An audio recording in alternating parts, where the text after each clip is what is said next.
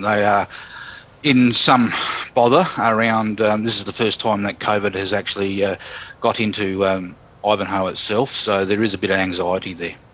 How's the community doing? Because when you live in an isolated place, I'm sure sometimes you think things like COVID are something that happen in cities, but obviously it's happening right here in your community. How are people feeling right now?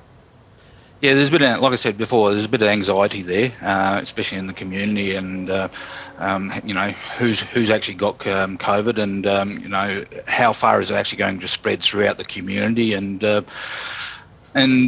especially around food security and things like that. So, council and a lot of the NGOs and government agencies are working through the LEMC to organise food deliveries and ensure that we can make the community as comfortable as possible.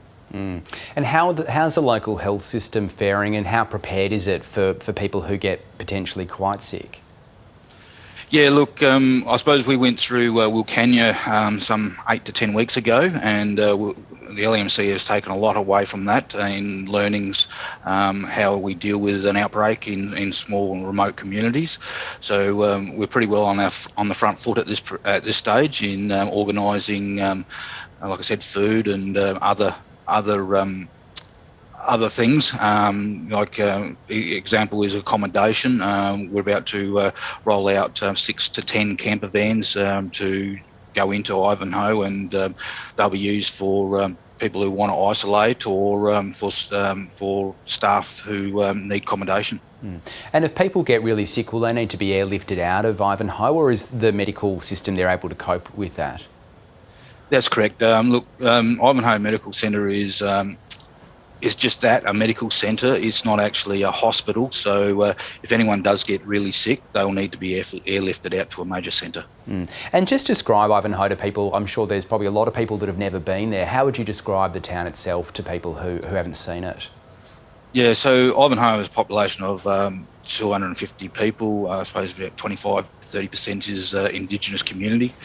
It's approximately 185 kilometres southeast of Wilcannia, and about 240 kilometres north of Hay. So it is very remote and an isolated area, and one of our difficulties is actually trying to get freight into Ivanhoe, especially around organising food hampers and delivery of camper vans and etc. like that. So. And do you feel at the moment like you're getting the supplies and the food and the medical things that you need?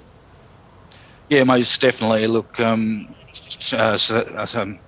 about 5 o'clock, Health organised a freezer load of pre-cooked meals. They would have been delivered at 5 o'clock tonight into Ivanhoe. We've got 200 food hampers being delivered in the next couple of days, likewise with personal hygiene packs, and we're looking at another 100 fresh food hampers being delivered early next week. So I think we've got the food side of things well covered at this stage. Yeah. The biggest problem for us is Ivanhoe has only got 2 sealed roads going into it. So at this stage, Health are flying in, flying out staff to do the testing.